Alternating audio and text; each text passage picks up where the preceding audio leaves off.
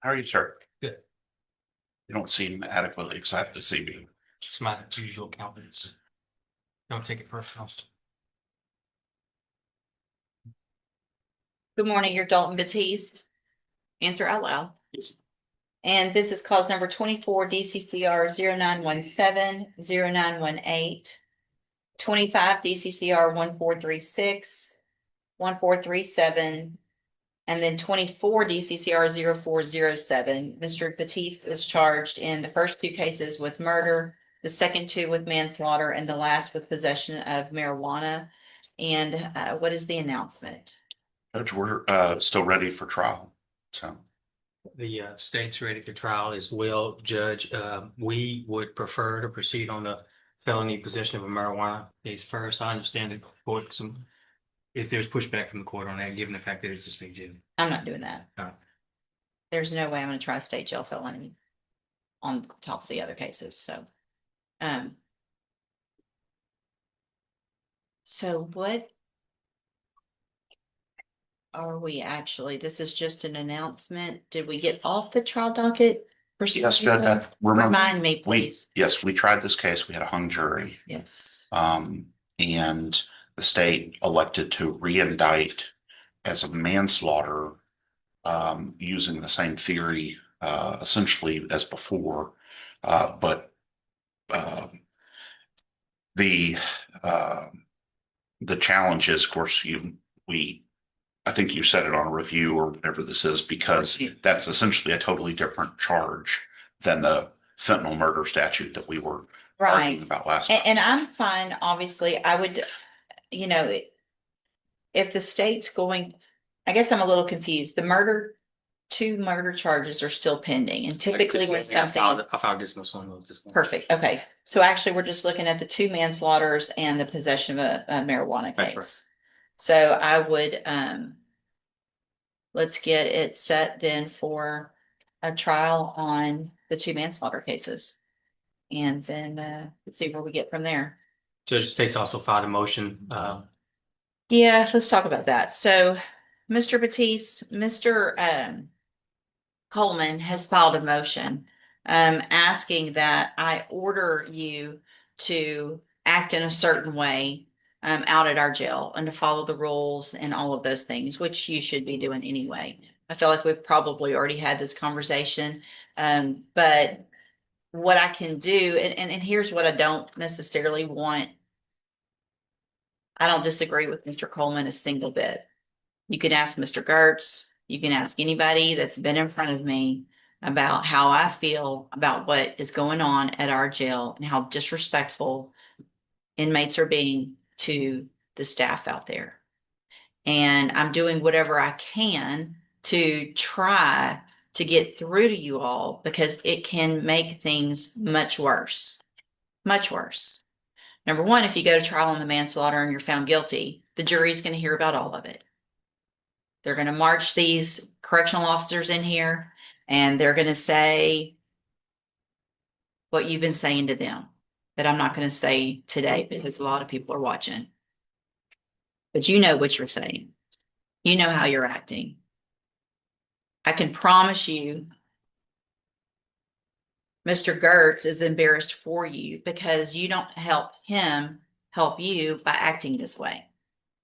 Does that make sense? You're not one of these kids out there. How old are you? 26. 26. So typically I'm dealing with 17, 18, 19-year-olds that are out there acting crazy. You're too old for that. What I don't want to do, Mr. Coleman, though, is cause the jail more grief by holding him in contempt and making him stay there even longer. Here's what we're going to do. We're getting the case set for trial on the manslaughters. We're going to get those tried. I'm not sure what I will do if you violate this exactly. I can't tell you right now, but I am ordering you to refrain from calling names. And if you need me to tell you everything, I can. If I need to be specific, I'll be specific. Because what I don't want you to come in here and say, well, I didn't say bitch, I said whatever. You know what I'm saying? Yes, ma'am. Behave. Don't call names. Don't tell them they don't have rank. Don't tell them I get what I want. B. That's not how you talk to somebody who's just going to do their job. They're just trying to go do their job and go home. And they got to deal with you and all the other people out there that are acting like idiots. So I'm going to order you to not do that. What that means is if you violate that order and do it, and I get more incident reports, Mr. Coleman will ask me to hold you in contempt. And what I can do for every single incident, for every name you call, for every time you get written up, for every time you don't follow the rules, I can hold you in contempt and I can order 6 months. And then I can stack 6 months for every name. Every time you say it, I can stack it, stack it, stack it. Do you understand? Yes. So you are now court ordered to follow the rules, which I shouldn't have to do, but I am. Okay? Yes. So I will set these cases for trial at the very next trial setting that we can get them on, and we'll go forward at that time. All right? Thank you, Judge. You can go back with the bailiff. It's another one, she was ordered to go to ISF, got into a fight, Got kicked out. got kicked out. But she just got on probation a Almeida Miles. couple months ago. Well, there's nothing we can do. So she can plead true or not true, and we'll reset it for a sentencing hearing. And it'll be up to me if there's no agreement. I mean, if she can't make it through, I can't just let her out. Okay. There's no, I mean, I don't have a choice. Can't get better. Yeah. I didn't know if there was any other alternatives, but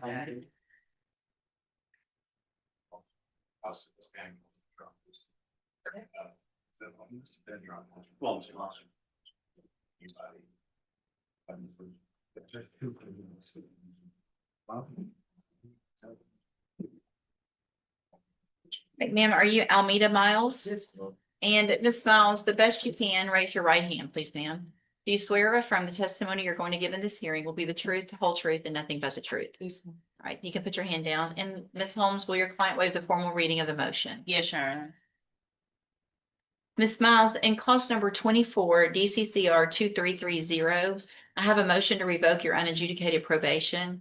It shows that you were placed on probation September 16th of 2025 for the offense of tampering, fabricating with physical evidence, a 3rd-degree felony, and that was a 10-year deferred probation. Is that correct? The motion alleges you violated your probation. Count 1 alleges that you failed to. Some of them are kind of redundant. Okay, Some of well, those let's. counts. We'll start with this one, then we'll see. So count 1 alleges that you failed to avoid injurious or vicious habits, in that you physically assaulted another offender in the B3 pod on or about the 6th day of November 2025 at the Henley unit, which is the ISF unit. Is that true or not true? True.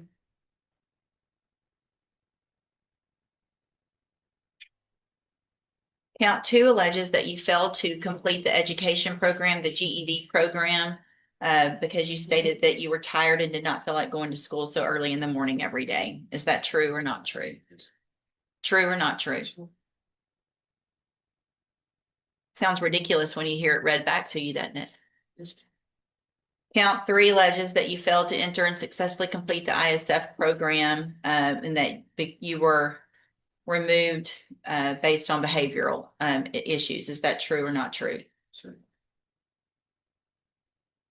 Count 4, well, it's different. Count 4 alleges that you failed to comply with all of the directions of the ISF program and that you engaged in sexual misconduct while participating at the Henley Unit ISF. Is that true or not true? And then count 5 alleges that you failed to comply with all of the directives of the ISF program and that you were walking around in the quote living area of the dorm during count time against the rules. And that's also at the Henley unit. Is that true or not true? That one's not true. So did you enter your pleas of true to counts 1 through 4 freely and voluntarily? And did you plead true to those counts because they're actually true? Yes. All right, then I'm going to find that you entered your pleas of true to counts 1 through 4 freely and voluntarily. Find those counts true, find sufficient evidence to find you guilty and revoke your probation. What I would like to do, I'm going to reset it. I don't know that I need, because she really hasn't been out, a full update, but I would like as much information as we can get from ISF. So if they have reports that you guys can get your hands on so that I can read more about what went on there, that will help me, I think, with sentencing. Anything that you think is important for me to know, get Ms. Holmes will be out there to visit with you, tell her all of that. She'll present it to me on your behalf when we come back for sentencing, and then I'll decide what to do. All right, you can go back with the bailiff. Oh, wait, come back for a second. So, Miss Miles, I do want to make sure you understand, obviously, it's important how you behave when you're in custody. And so anything that happens between now and when you come back for sentencing in our jail is only going to make things worse. So my suggestion is you better get out there, you better lay low, and you better follow all of the rules, because anything that I might be thinking about doing is going to go up in years if you're out there misbehaving. Okay, go back with the bailiff. Good morning, sir. Are you Eric Awara? And will your client waive the formal reading of the indictment? Yes, Your Honor.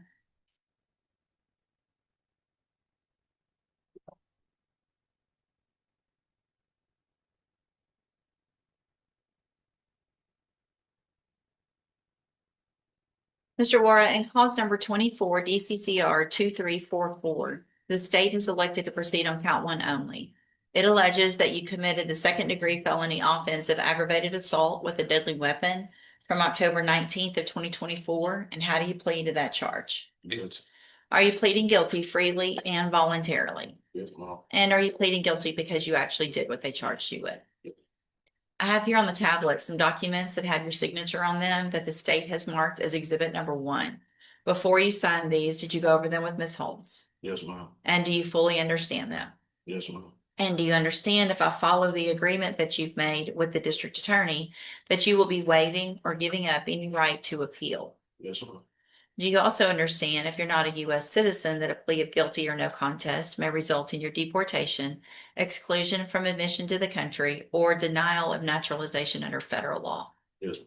State tenders number 1. No objection. It's admitted. Is there any evidence that Mr. Juarez is not competent? No, Your Honor.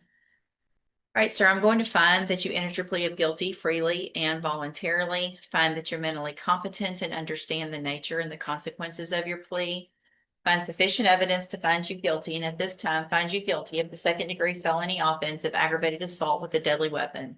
Sentence you in accordance with that agreement to a term of 10 years in the institutional division of the Texas Department of Corrections. You will receive credit on that sentence for any time that you've been in custody that the law gives you the right to receive.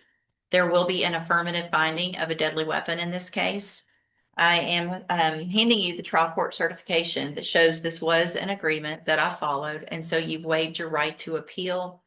I also handed you a written admonishment regarding your ineligibility to possess a firearm or ammunition.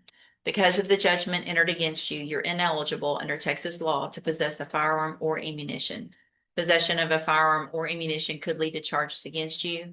If you have any questions about the laws that make you ineligible to possess a firearm or ammunition, or about how long that lasts, you can talk with Ms. Holmes. All right, good luck to you, sir. You can go back with the bailiff.